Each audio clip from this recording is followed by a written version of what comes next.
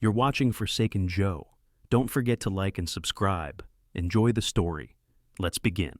The morning light filtered through the gaps in the heavy curtains, casting a pale glow across the cluttered room. My name is Dr. Edgar Langley. I'm 76 years old and retired. I live alone in a cabin nestled deep in the Vermont mountains, with only the company of my borzoi, Horatio, to keep me sane.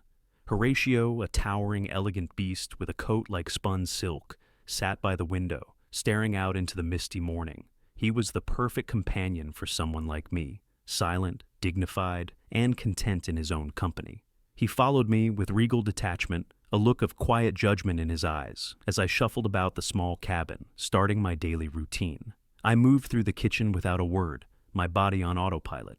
Water for tea, oatmeal for breakfast. The motions were automatic, as if this morning was the same as any other. And in many ways, it was. I had no real need for anything more. Life was simpler now. No office meetings, no deadlines. The only thing that mattered anymore was my work, my theories, and the data that was supposed to arrive today. The kettle whistled. I poured the steaming water into my favorite chipped mug, the one with the faded image of a linguist I had admired in my youth. I took my first sip, the warmth spreading through me, grounding me. My eyes fell on the table, where half-finished translation drafts lay scattered, a testament to my stubborn pursuit of something most would call absurd. A theory about an unknown proto-language, a theory that had consumed the last decade of my life, and one I knew would be ridiculed the moment it saw the light of day. But that was the life of a linguist, wasn't it? Pushing boundaries, pursuing truths others would call nonsense. I had learned to live with the ridicule, the waiting, the uncertainty, the quiet resistance from the academic community. The world wasn't ready for my ideas yet, but soon enough, I'd prove them wrong. I only had to get the data from the dig site in Turkey. Horatio padded silently behind me as I moved from the kitchen to my small study, where ancient scripts and translation notes lined the walls. There were no family pictures, no reminders of a life I had left behind, only framed photos of early linguists and cryptographers, men I had admired but never really known. They were my peers, my companions in spirit, even if they were long gone. I sat down at the desk and opened my laptop, checking my email for any updates, a message from my contact in Turkey. My heart raced as I clicked it open, my fingers trembling slightly. It was from the dig leader. The data had arrived. I took a deep breath, feeling a twinge of excitement. This was it, the breakthrough I had waited for. But as I scanned the contents of the email, my hope slowly deflated. The data was inconclusive. A few fragments, some partial scripts, and a collection of poorly preserved artifacts that weren't much more than scraps of history. I leaned back in my chair, my mind racing. This wasn't what I had hoped for, not by a long shot. The language I had been tracing, an ancient form of communication, older than anything known to modern scholars, was still out of reach. Horatio nudged my hand with his cold nose, as if sensing my frustration. I glanced down at him, offering a weak smile. It was just another day in the life of a scholar, another setback. I closed my laptop and sat there in silence, my gaze drifting toward the pile of papers on the table. It was all I had left, my work, my theories, and the empty space that had once been filled with the laughter of a family long since distanced from me. My son, Caleb, had stopped calling years ago, and my ex-wife, Marianne. Well, she had left me when she realized I lived among ancient symbols and not people. I sighed, rubbing my temples. The world moved on, but I had stayed in this cabin, chasing a dream that was slipping further away. I glanced at the clock. It was nearly time for breakfast, though I had no real appetite. Still, the routine was important. It kept me grounded. Horatio padded beside me again, his fur brushing against my leg, a quiet companion, a faithful friend, and for now, that was all I needed. The afternoon air was thick with the scent of pine and earth. I sat in my study, poring over the fragmented texts from the recent archaeological dig, a faint hum of activity echoing from the kitchen as Horatio padded around. My work had become my world, and in it, I found comfort. Nothing was more reliable than the pursuit of knowledge, and the written word was my only true companion. Around 3 p.m., as I examined a particularly intriguing script from the dig site, my phone buzzed, the screen flashing Caleb's name. I stared at it for a moment. The thought of answering filled me with a strange sense of reluctance. But after a beat, I swiped the screen. "Dad," Caleb's voice came through, warm yet tinged with a sense of urgency. "I just wanted to remind you about the brunch on Sunday. Nadine's birthday. You haven't forgotten, have you?" I blinked, caught off guard. The truth was, I had no recollection of any brunch. The last time we spoke, Caleb hadn't mentioned anything about a birthday celebration. It was the kind of thing he would remind me of at the last minute, but now, I struggled to remember any mention of it. I had become accustomed to these small gaps in our communication over the years. "Ah, yes, of course," I said, my voice steady, betraying none of the confusion I felt. "Nadine's birthday brunch, I'll be there." Caleb's voice shifted, a little warmer, a little more familiar. "Good. I'm counting on you, Dad, but, please wear something nice this time, okay? You know how Nadine is about appearances." I bit my lip, suppressing a sigh. Of course he would say that. He had always been the one to emphasize appearances, the one who had absorbed every lesson on social etiquette from Nadine. I had long been relegated to the background, the figure who showed up, made small talk, and then quietly disappeared. "Understood," I said, my words clipped. "I'll dress accordingly." Caleb continued, his voice lightening as if to smooth over the tension that had crept into our conversation. "Also, Dad, Nadine wants you to bring that bottle of wine you've been holding on to. You know, the one from your former student. It's a big deal for her friends, so just make sure you bring it." I stiffened slightly at the mention of the wine. I had been given that bottle as a gift years ago, a bottle of rare vintage from a student who had gone on to become a well-known historian. Caleb had never shown any real interest in it before, but now it was required as a favor for Nadine. It was never about the wine. It was always about fitting into a world where I was only tolerated because of what I could contribute. "Yes, of course, I'll bring it," I replied, forcing the words out. As I ended the call, I sat there for a long moment, the weight of the conversation settling over me. Caleb's voice had been light, almost casual, but there was always an undercurrent, a reminder of how far apart we had drifted. His interest in my life had waned years ago. He had never understood my work, never fully appreciated the hours I spent deciphering languages that had been lost to time. To him, I was just an old man, a relic of the past, clinging to theories no one cared about. I stared at the translation drafts scattered across my desk, the ink fading, but the words still clear in my mind. Ancient texts never spoke of family, I thought bitterly. They spoke of empire, of kingdoms, of forgotten kings. The words I spoke were not meant for my son, nor for anyone else. A flash of memory pierced through, as vivid as the day it happened. Marianne had stood in the doorway, suitcase in hand, as she'd told me, her words sharp and cutting. "You live among ancient symbols, not people, Edgar. You're lost in your books, in your cryptic messages, and I'm afraid I can't live like this anymore." That had been the end of us, a divorce punctuated by that single line.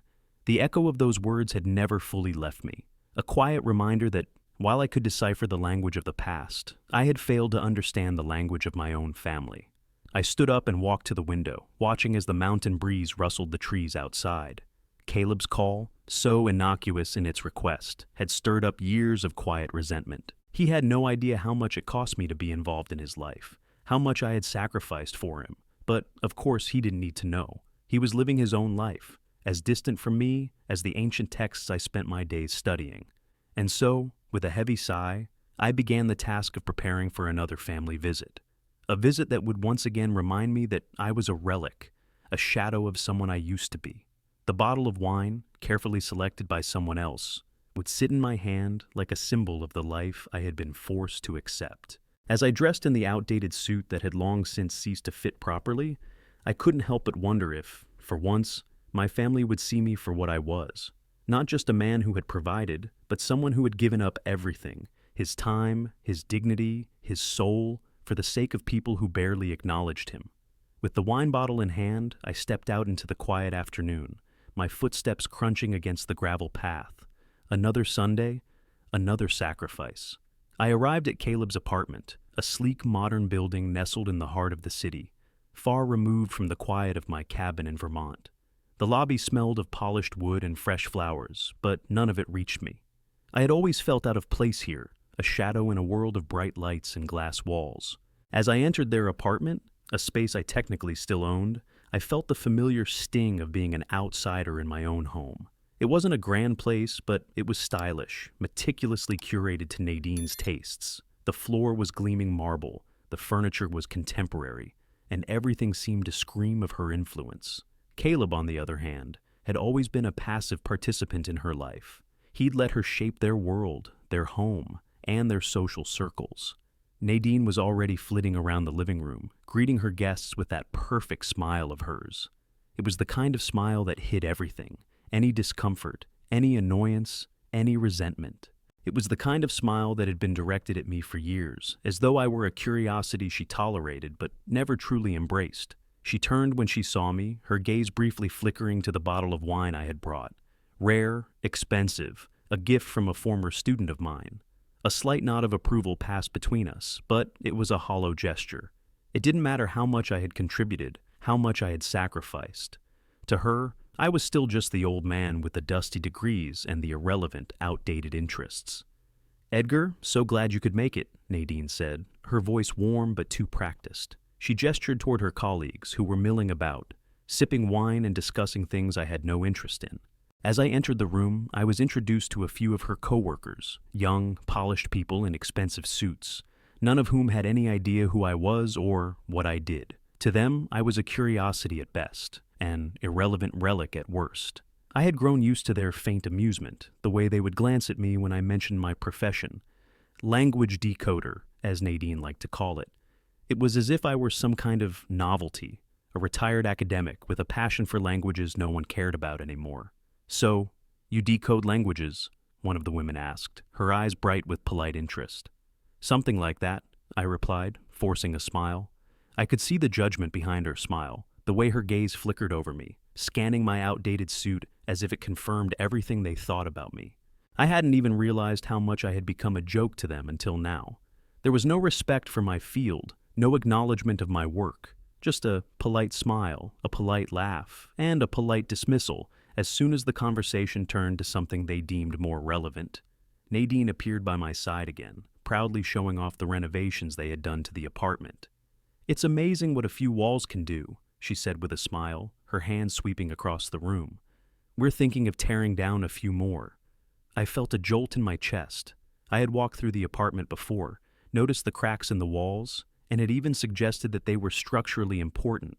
But Nadine had laughed it off, dismissing my concerns. She was more interested in modernizing than understanding the history of the building.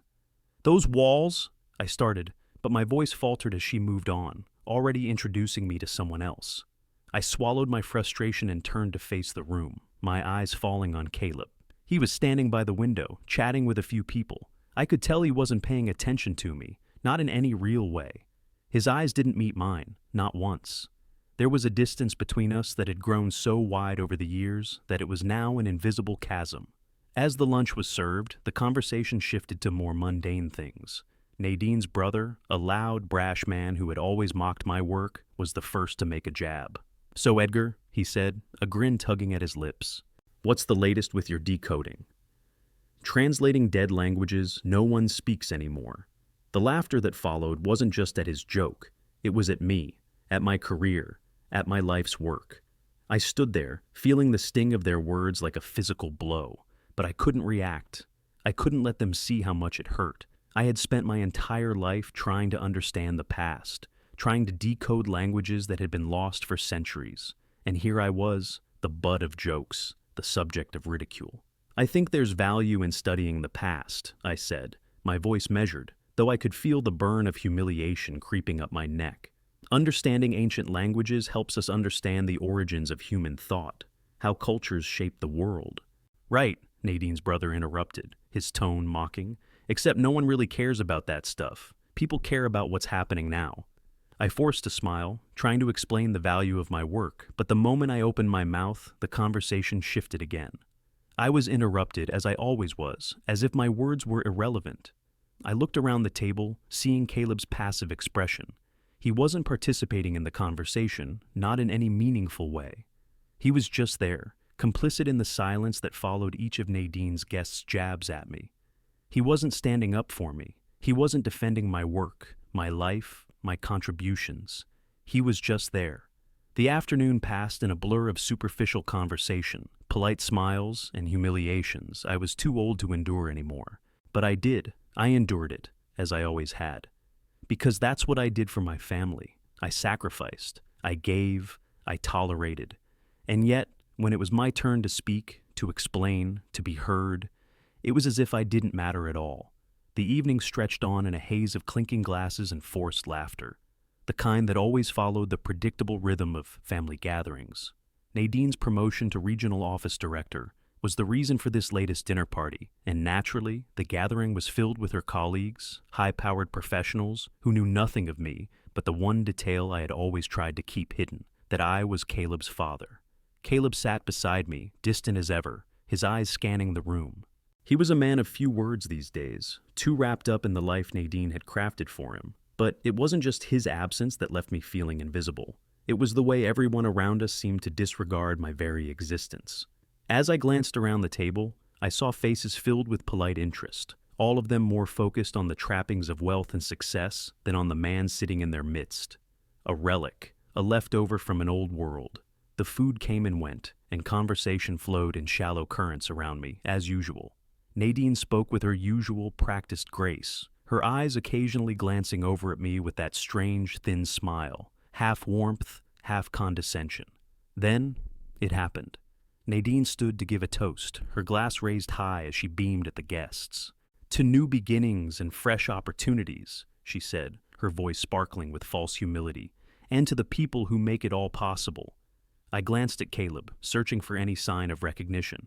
A moment of acknowledgement, perhaps. But there was nothing. His gaze was fixed ahead, his lips barely curling into a smile, as if the whole thing were nothing more than a script he had memorized. I suddenly felt like I was standing outside, looking in on a world that had no place for me. And that was when Nadine's words hit me like a punch. "And to my father-in-law, Edgar," she said, her voice tinged with that biting sweetness she had perfected over the years. "The man who decodes ancient languages, but never really seems to understand the language of family." The room went still for just a beat, long enough for the implication to settle in. My cheeks burned, my heart quickened, but I kept my gaze fixed ahead. I had been mocked before, had endured these jabs at my profession, my life's work, but this was different.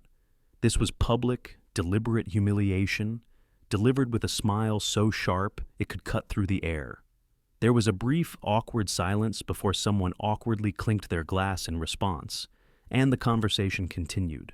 But it was clear to everyone, including me, that I had just been reduced to a joke. Nadine's friends, her colleagues, all of them in that moment, saw me for what they thought I was, a relic of the past, irrelevant and worse, someone who didn't fit into their world. I clenched my fists beneath the table, my nails digging into my palms. I had tolerated it for so long, had put up with their disdain, their mockery for the sake of family. But tonight, something inside me cracked. I stood up suddenly, my chair scraping against the floor. "Excuse me," I said, my voice calm but heavy with years of unspoken resentment. I could feel all eyes on me, but I didn't look at any of them. Instead, I turned toward Nadine, who still had that smug look on her face.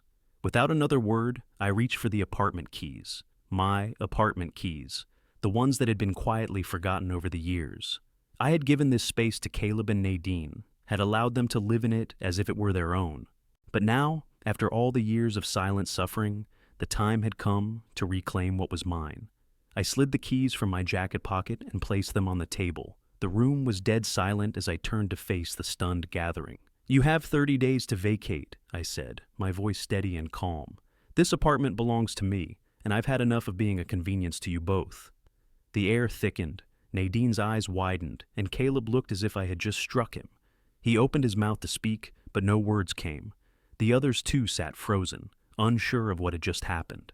"I'm done," I added, my gaze sweeping the table, meeting no one's eyes. "You can all go on pretending I'm just some old man, some irrelevant fool, but I'm no longer going to let you use me." With that, I turned and walked toward the door, my heart pounding in my chest, but my steps were firm. I had done it. For the first time in decades, I had reclaimed control over my own life, over my own existence. And for the first time in what felt like forever, I felt a sense of clarity, of agency. It was a small victory, but a victory nonetheless. The evening was still, a biting cold creeping through the cracks of the old cabin. The weight of what had transpired earlier sat heavily on my chest, but it was a weight I had borne in silence for far too long. I sat in my armchair, staring at the glowing embers of the fire, the soft crackle and pop filling the silence. The apartment, my apartment, would be vacated in 30 days, but it had come at a cost. I had done what I thought was necessary, what was right, and yet, the phone call I received that night would prove how little my actions were understood. The screen lit up, Caleb's name flashing across the dim light of the cabin.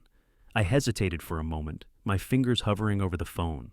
I had expected this, of course. The anger, the accusations. I took a deep breath and answered.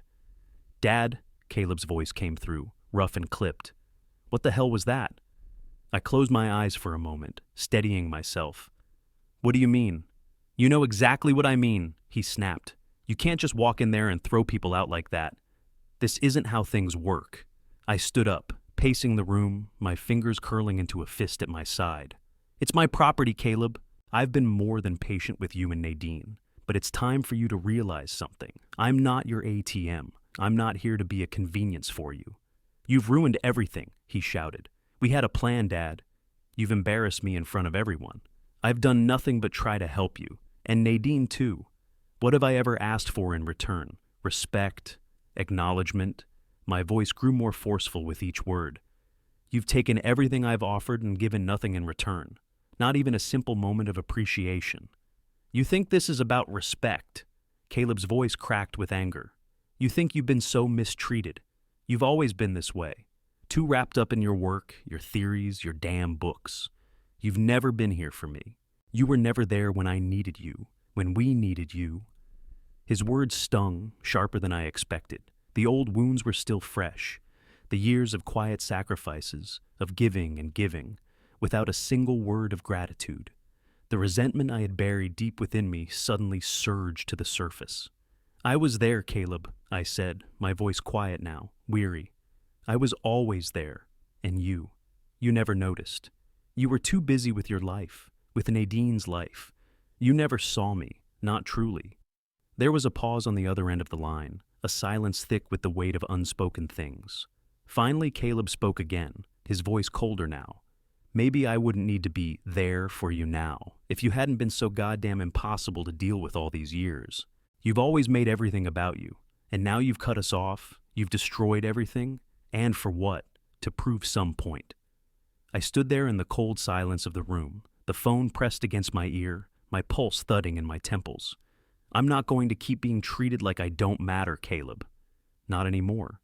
You've crossed a line, and so have I."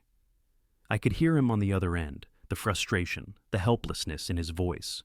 "You'll regret this," he warned. "When you need someone, when you're alone, don't expect me to be there. I won't be." And with that, the call ended. I lowered the phone and stood there, the quiet pressing in on me. It had been years since Caleb and I had had a conversation that didn't leave me feeling small, like I was just a background figure in his life. His words echoed in my mind, the threat of abandonment, the implication that I had failed him, that I had failed as a father. But deep down, I knew I had done what was right. I had finally taken control of my own life, my own space. No more silent toleration, no more pretending. If that meant losing Caleb, then so be it. I wasn't going to live in the shadows of my family's expectations anymore. I walked to the window. The darkening sky outside mirrored the void I felt inside. I glanced over at Horatio, who sat quietly by the fire, his regal gaze watching me. "It's always been this way, hasn't it?" I murmured to him, though I knew he couldn't answer. "Always giving, always waiting for something in return that never comes." The wind howled outside as I sank into my chair. I felt the weight of everything I had sacrificed over the years of silence, of giving, of trying to earn their respect through actions rather than words. And now, in this moment, I realized that it wasn't about earning respect anymore. It was about having enough respect for myself to finally step away from them, from their expectations. And as the fire crackled in the background, I knew that this was just the beginning. There was no going back from here. 3 days had passed since the dinner, 3 days of silence. My phone, once filled with messages from Caleb, constant, needy, and often ignored, had become a quiet, almost empty thing. I hadn't expected an apology, not really. I had only wanted a moment of recognition, a glimpse of remorse for how they had treated me, but nothing came. Then the doorbell rang. I wasn't expecting anyone. No knocks, no calls, no letters. But there he was, Caleb, standing on the other side of the door, his face pale, the weight of the world pressing down on his shoulders.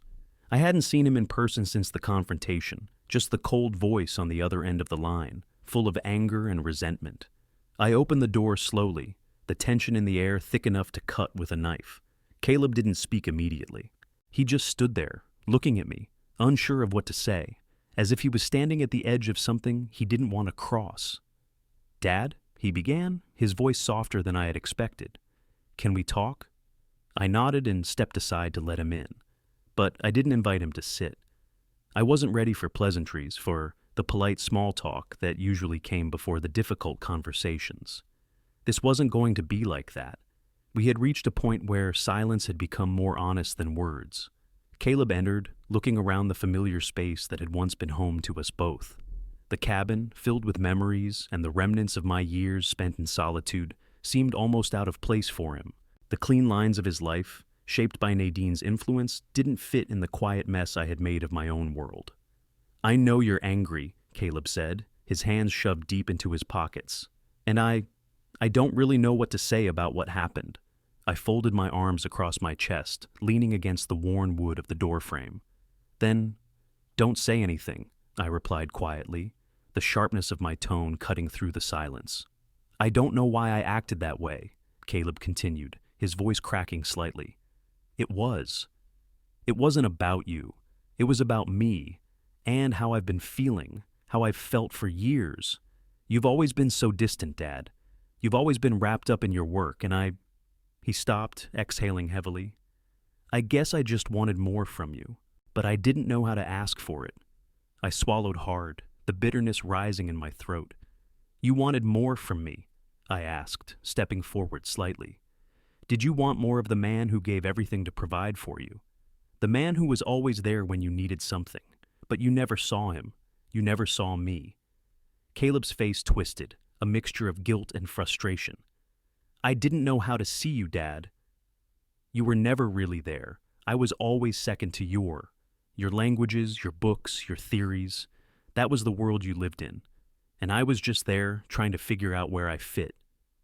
I could feel the anger rising again, but I held it in check. This wasn't about blame anymore. It was about understanding, about saying things we had buried for too long. "And what about Nadine?" I asked, my voice tight. "What about her, and the way she's treated me? You think I'm just supposed to sit back and accept her mocking me, demeaning my work in front of her friends? You think that's okay?" Caleb flinched at the question, but he didn't answer immediately. He shifted from one foot to the other, his gaze shifting downward as if the weight of my words had just settled in. "Look, I'm sorry," he muttered. "I never saw how bad it was for you. I didn't want to. I guess I just didn't care enough to really understand. And Nadine, she's always been hard on you, I know that. I haven't done enough to stop it, and I'm sorry for that." I stared at him, processing what he had just said. The apology hung between us, awkward and insufficient, but it was a start at least. "I need you to understand something, Caleb," I said slowly, my voice softening just slightly. "I'm not going to let you and Nadine treat me like this anymore. I'm not a convenience for you to use when it suits you. I'm not a prop in your life, and if you want to fix things, then it starts with you respecting my boundaries." Caleb looked up at me, his eyes finally meeting mine. "What boundaries?" I straightened, meeting his gaze without hesitation. "You need to stand up to Nadine. You need to stop letting her treat me like an outsider in my own family, in my own home. And if you really want to make things right, then you need to ask her to apologize for what she's said about my work. It's not just about the apartment. It's about respect, something that's been missing from this family for a long time." I let my words hang in the air, feeling the weight of them. This wasn't just a plea for understanding. It was a demand, and I wasn't going to back down. Caleb ran a hand through his hair, visibly struggling with my request. I could see the conflict in his eyes. His loyalty to Nadine, to the life they had built, was strong, but so was his desire for some form of reconciliation, even if it meant challenging his wife. "I'll talk to her," he said finally, his voice quiet. I'll ask her. I can't promise it'll be easy, but I'll try. I nodded slowly, the tight knot in my chest loosening just a little. Good, I said, though there was still a lingering doubt. But if you want this to work, it has to be more than just words. You need to show me that you're willing to change too, that you're willing to see me for who I am, not just for what I can do for you. Caleb didn't answer immediately, but he nodded, a reluctant acceptance in his eyes. I'll think about it, Dad, he said, his voice low, and I'll do what I can, but it's going to take time. I didn't argue. He had said enough for now. I gestured to the door. I'm giving you 90 days. If Nadine apologizes and respects my boundaries, we can move forward. If not, I paused, letting the words hang in the air. If not, I'll sell the apartment, and you'll be on your own. Caleb met my gaze for a long moment before nodding. I understand. And with that, I closed the door between us, uncertain of what the future would hold, but knowing at least that I had made my stand. 2 weeks had passed since Caleb's visit, and not a word had been exchanged since our brief confrontation. The silence was suffocating. I spent the days lost in my research, surrounded by ancient scripts and faded translation drafts, the world outside my cabin seeming farther and farther away with each passing day. Horatio remained my constant companion, following me with the same unspoken loyalty that had always been present. But even his gentle presence couldn't fill the growing void in my heart. I had expected nothing from Caleb, nothing from Nadine. The fact that no apology had come, no acknowledgement of my boundaries, wasn't a surprise. It confirmed everything I had feared, but it also freed me. They had made their choices, and I had made mine. But there was something else stirring beneath the surface, something I had been avoiding. The decision I had made to sell the apartment wasn't just about the lack of respect I had endured. It was about something deeper. Reclaiming my life, my independence, and most of all, my peace. For years I had been at the mercy of their expectations. Now, it was time to live on my own terms. The phone rang sharply, pulling me from my thoughts. It was Caleb. His name flashed on the screen, and I let the call go to voicemail. I wasn't ready to hear his excuses, his justifications, not yet. I had heard enough of those over the years. The silence was mine now, my decision, and I wasn't about to let it be interrupted. Instead, I walked to the window, staring out at the mountains as the crisp air filled the room. The view was familiar, but the feeling had changed. It felt like the first real breath I had taken in years, the kind of air that came with a shift, a turning point, a knock at the door. I hesitated. I didn't need to open it. I had already made my choice, already set everything in motion. But something in me, something I couldn't ignore, compelled me to answer. When I opened the door, there stood Paige, the realtor I had hired to handle the sale. She stood there, looking surprised, as if she hadn't expected to find me so settled. She was an efficient woman, sharp and no-nonsense, someone who understood the weight of decisions like mine, even if they didn't always align with others' expectations. I didn't expect you to call this quickly, Paige said, her voice level, but tinged with a touch of curiosity. I smiled slightly, stepping aside to let her in. I've made my decision, I said simply. I'm ready to move forward. Sell the place. She nodded, her expression neutral. I thought you might say that, she said, settling into the chair by the fire. She glanced around the cabin, taking in the space, the silence. It's a beautiful property, but I can see why you're ready to move on. I nodded, settling into my own chair, the warmth of the fire chasing away the cold of the world outside. I'm using the proceeds to fund a personal project. A lab. An archive.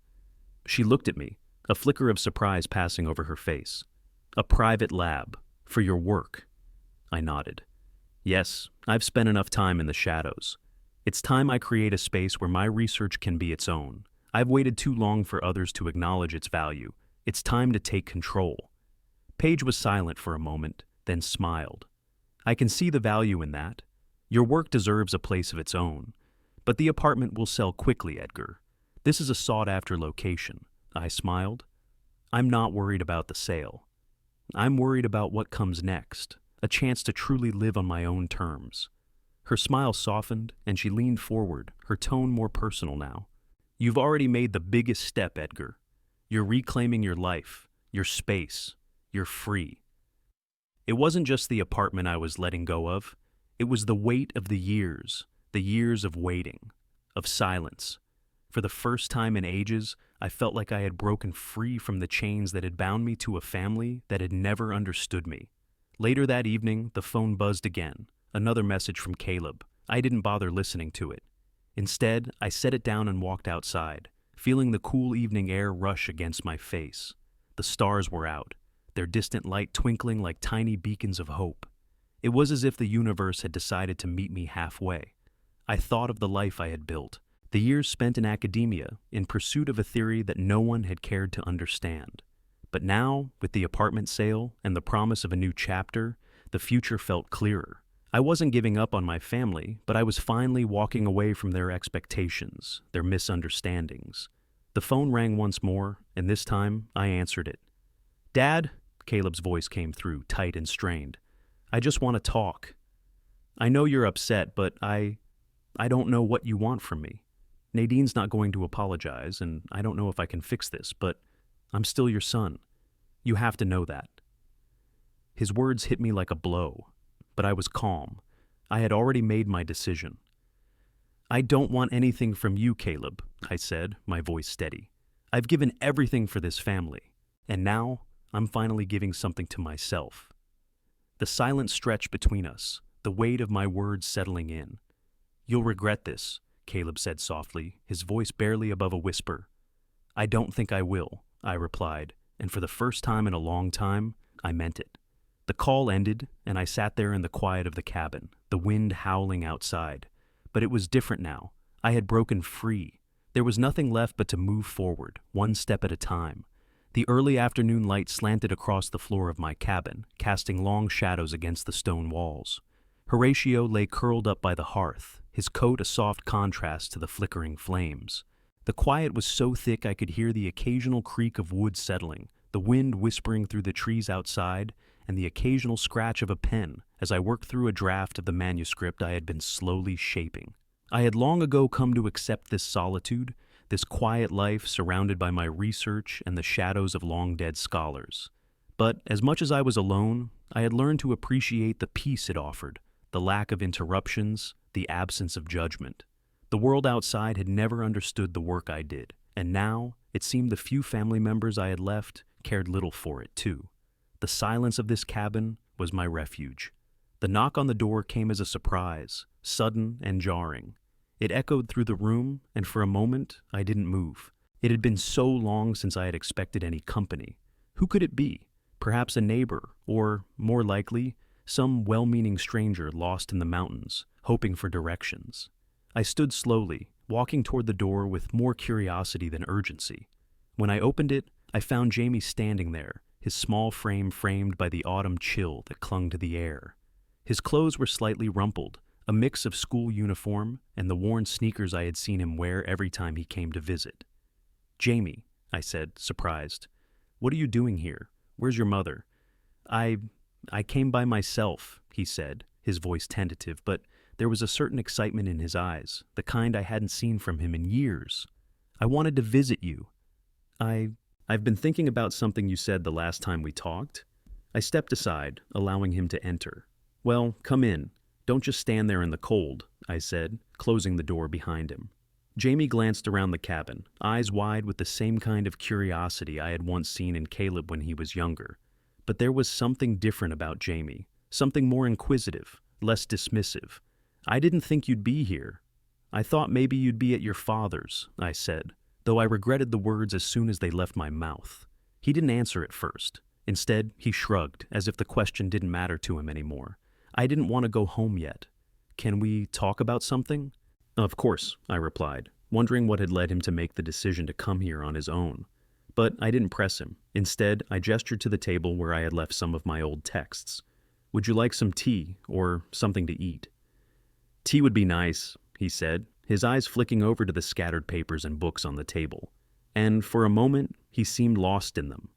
"What's all this stuff? You're always reading ancient stuff, huh?" I smiled, feeling a rush of pride. "Yes. Old languages. They're not as forgotten as people think. There's a lot to learn from them, about people, cultures, how we got to where we are today." Jamie looked down at the papers, his brow furrowing. I've been thinking about languages, he said quietly, almost to himself. About codes. You know, like the stuff you do. I've been learning some cryptography on my own. I stopped, the tea kettle in my hand, halfway to the table. Cryptography. I repeated, surprised. You're interested in that kind of work. Jamie nodded, looking a little shy now. Yeah, it's kind of a secret. I didn't want to tell Mom and Dad. They don't really understand, but I think it's cool. I want to know more. I set the kettle down and moved to the table, sitting across from him. The realization hit me like a lightning bolt. Here, in my own family, was someone who shared my passion, not just for the puzzle of language, but for the joy of decoding, of finding patterns in the chaos. I had always felt alone in my work, and now here was Jamie, offering a bridge, a spark of connection I hadn't expected. That's incredible, I said, my voice thick with emotion. You've got a keen mind, Jamie. I can teach you more about it, if you want. He looked up, his eyes brightening. Really? Of course, I replied. I'd be honored. Cryptography, languages, these things are a legacy, and it seems you're ready to carry that forward. We spent the rest of the afternoon talking about languages, codes, and the different systems of writing I had studied over the years. I showed him some of my favorite texts, some early ciphers, and the beginnings of cryptographic systems that had fascinated me in my youth. Jamie listened intently, asking insightful questions, making connections I hadn't expected him to make. It was as if he was absorbing the information, not just learning for the sake of learning, but because he was genuinely interested, genuinely invested. As the sun began to dip below the horizon, casting long shadows across the cabin, I realized that the world I had feared was slipping away from me might still have a place for my work. Maybe not in the way I had once imagined, with recognition and fame, but in a quiet, meaningful way. Through Jamie, I saw that my legacy didn't need to be tied to approval or validation from others. It could be passed down in this small, unexpected form. A connection to the past, to the unknown, and perhaps to the future. So, I said, standing up, how about we start working on a few ciphers together? We can crack some codes. Jamie's face lit up. Yeah, that sounds awesome.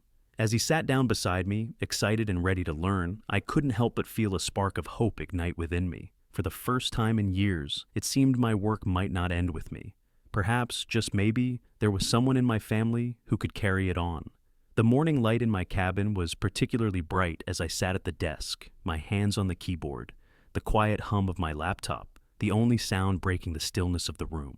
I had been working on the manuscript for months now, tweaking the arguments, refining the connections I had proposed between ancient proto-languages and their uncharted paths through history. Every draft had brought me closer to a breakthrough, or so I had hoped. But as the weeks dragged on, I couldn't shake the feeling that I was simply chasing shadows. My thoughts were interrupted by the sudden chime of an incoming email. It was from Dr. Helen Morton, the head of the National Linguistic Society. My heart skipped as I read the subject line. Recent manuscript submission, important update. I clicked it open, my eyes scanning the words quickly. The email was brief, but the content made my pulse race. Dear Dr. Langley, we are pleased to inform you that your recent manuscript has garnered significant interest within our community. The ideas you've presented regarding the connection between ancient proto-languages have sparked some fascinating discussions. We would be honored if you would join us at the upcoming International Symposium on Historical Linguistics to present your findings. We believe your work has the potential to revolutionize how we understand the roots of human communication. Sincerely, Dr. Helen Morton, head of the National Linguistic Society. I sat there for a moment, staring at the screen, trying to process the words. Recognition. My work was finally being recognized, not just as a theoretical outlier, but as something with real merit. The very people who had once dismissed me, who had laughed at my ideas, were now asking me to present them at a global stage. The weight of it hit me all at once. I leaned back in my chair, feeling a mixture of disbelief and pride. For so long, I had been alone in this pursuit, ridiculed for my theories, my passion for a language that most considered lost and irrelevant. But here it was, validation. My theory was no longer a mere speculative hobby. It was a potential cornerstone for future studies in linguistics. I glanced at the window, the distant mountains framed by the sunlight. It was strange how, after all these years of waiting, the world seemed to be opening up to me now, when I least expected it. as if the universe had finally decided that my time had come. But the recognition didn't just bring pride. It made me reflect on everything I had given up for this moment. My family had always been a distant echo in the background of my life, as if I had been the one to choose my path of isolation, choosing to live among ancient symbols rather than in the world of people. I had been the odd one out in my own home. I had never fit into Caleb's world, never been able to make him understand the depth of my work, the drive that had propelled me forward year after year. And now, here I was, on the verge of something that would prove my worth, not to my family, but to the world. The phone rang, pulling me from my thoughts. I looked down at the screen and saw Caleb's name flash across it. My immediate instinct was to let it go to voicemail to avoid another awkward conversation that I had no interest in, but something stopped me. I took a deep breath and answered. "Hello," I said, trying to keep my voice steady. "Dad, it's Caleb," his voice came through, hesitant, almost sounding as if he were choosing his words carefully. "I got the message from the realtor. You're really selling the apartment." I stood up, walking to the window, looking out at the quiet expanse of trees and hills. "Yes," I said simply. "I've made my decision. The sale is already in motion." There was a long pause on the other end of the line. I could almost hear Caleb struggling to find something to say. He had always been good at avoiding difficult conversations, and I knew this one was especially hard for him. "I don't get it, Dad," he finally said, his voice low. "Why now? Why this? After everything we've been through, after what happened at the dinner, you really want to cut us off like this?" I closed my eyes, the weight of his words hanging in the air. "It's not about cutting you off, Caleb," I said, my voice calm but firm. "It's about reclaiming what's mine, what I've earned. I've spent years allowing myself to be used, to be a placeholder in your life, and I can't do that anymore. I'm tired of waiting for respect that never comes. This is my decision, and I'm not going to apologize for it." I could hear him on the other end of the line, breathing heavily, clearly torn. "You're making a mistake," he said, frustration building in his tone. "I don't understand why you're doing this. Nadine's not going to apologize, and I don't think she's going to ever see things the way you do. But why do you have to make it worse between us?" I sighed, feeling the familiar pang of guilt. But this time, it was different. I wasn't going to back down. "I'm not making it worse, Caleb," I said, my voice softening just slightly. "I'm doing what I need to do. For myself. And for once, I'm not worried about how it affects anyone else. I've spent too many years prioritizing your needs, your expectations, and I've ignored my own. That's over now. I'm finally going to live for myself." Another silence passed. I could tell he didn't know how to respond to that. And in a way, that was exactly what I needed. It wasn't about him understanding, it was about me finding my own voice. "I just want you to understand," Caleb said, his voice quieter now. "I don't know what to do with this. I don't know how to fix things between us." I stood there, looking out at the mountains, the weight of his words pressing on me, but not breaking me. "You don't have to fix anything, Caleb. You just have to let me do what I need to do. You're not the one who has to understand. I am." I ended the call before he could say more, my mind racing with thoughts of the future. I knew this was only the beginning. The world was changing, opening up in ways I hadn't expected. And as I sat back down, my heart racing with a sense of purpose I hadn't felt in years, I realized something crucial. I didn't need anyone's approval to validate my life's work. Not Caleb, not Nadine, not anyone. This recognition, this moment, was mine. And for the first time in my life, I truly felt seen. The evening had fallen quiet, with only the faint rustle of wind outside and the soft crackle of the fire in the hearth. I had always preferred the solitude, but tonight it felt different. There was something in the air, an unsettled feeling, a shift that I couldn't quite put my finger on. The cabin felt emptier somehow, even with Horatio lying contentedly at my feet.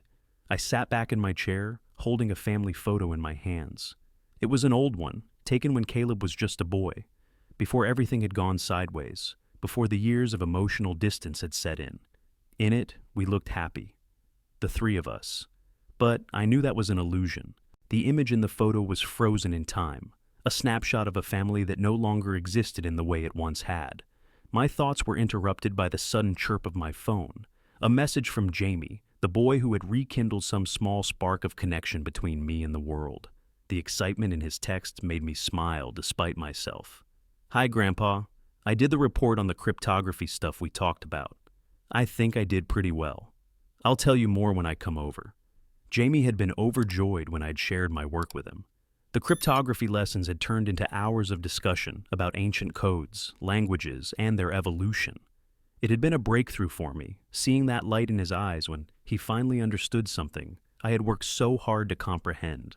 For the first time in a long while, I had seen a future for my work, a legacy, perhaps. But tonight, the phone buzzed again. This time, Caleb's name flashing across the screen. I hesitated. It had been 2 weeks since our last conversation, and I wasn't sure what this one would hold. The silence between us was thick with unspoken things. But as I took a deep breath, I answered. "Dad," Caleb's voice came through, tentative, hesitant. "I've been thinking." I listened, feeling the weight of his words before they were fully spoken. "I know things have been difficult between us," Caleb continued, "and I know I haven't been the father you needed me to be. I don't know if I can ever fully make it up to you, but I want to try." His words hit me harder than I expected, a ripple of emotion passing through me. For so long, I had waited for Caleb to recognize the depth of my sacrifices, to see the man behind the father who had given everything to support him. But even as the frustration and anger had simmered, I had secretly hoped for this moment. Maybe I hadn't given up on him completely after all. "I'm listening," I said, my voice quieter than usual, the weight of the past pressing on me but not crushing me. "I know I can't change the past," Caleb continued, "but I want to be better. I want to be there for you, and I think, for the first time in a long time, I'm ready to stop making excuses." I didn't know what to say. The apology was small but sincere, the kind of apology I had hoped for in vain. My heart felt lighter, too light, almost. It had been so long since I had heard him speak to me like this. "I've been thinking about Jamie," Caleb added, and there was a hint of softness in his voice now. "I know he's been spending time with you, and I'm glad. Maybe I've been too hard on you about it. Maybe there's something there, something I've missed. He looks up to you, Dad. He always has." I stared out at the darkness outside, feeling the pull of the stars overhead. Something in Caleb's words shifted inside me, a flicker of hope where there had been none. "I know we have a long way to go," Caleb said, his voice almost pleading, "but I don't want things to be this way anymore. I'm ready to start again, if you are." I took a deep breath, closing my eyes. It wasn't a perfect solution. It wouldn't fix the years of emotional neglect, the misunderstandings, or the resentments I had carried for so long. But it was a start. "I'm glad to hear that, Caleb," I said quietly. "I really am. But we're going to need time to rebuild, to find some kind of balance." I felt a weight lift off my shoulders as I spoke those words. I wasn't sure what the future would hold for us, or if we could ever truly repair what had been broken. But for the first time in years, I felt the possibility of something better. Not just for me, but for Caleb, for Jamie, and maybe even for the family we had been. Once. "I think Jamie is the key," I said, glancing at the photo of Caleb and me, the boy who had once been so eager to understand his father. "If you're ready to try, I'll meet you halfway. But this time, it's not just about you and me. It's about all of us, what we can be together." Caleb was silent for a moment. I could feel his hesitation, the uncertainty that lingered between us, but he spoke again, quieter this time. "I'll talk to Nadine. I'll tell her what I need. I'm ready, Dad. I really am." The words were simple, but there was something in them that felt different. This wasn't just another empty promise. It felt like a real turning point. I knew it wouldn't be easy, and I wasn't foolish enough to believe it would happen overnight. But for the first time in a long time, I believed that things could change. "All right," I said softly. "We'll take it one step at a time." I hung up the phone, feeling the quiet settle back around me.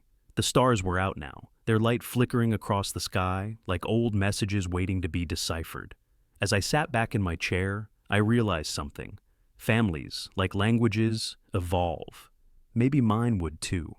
And as the fire crackled softly behind me, I thought about the future, about what I had given up and what I still had left to give. For the first time in a long time, I allowed myself to imagine the possibility of reconciliation, not just with my son, but with myself.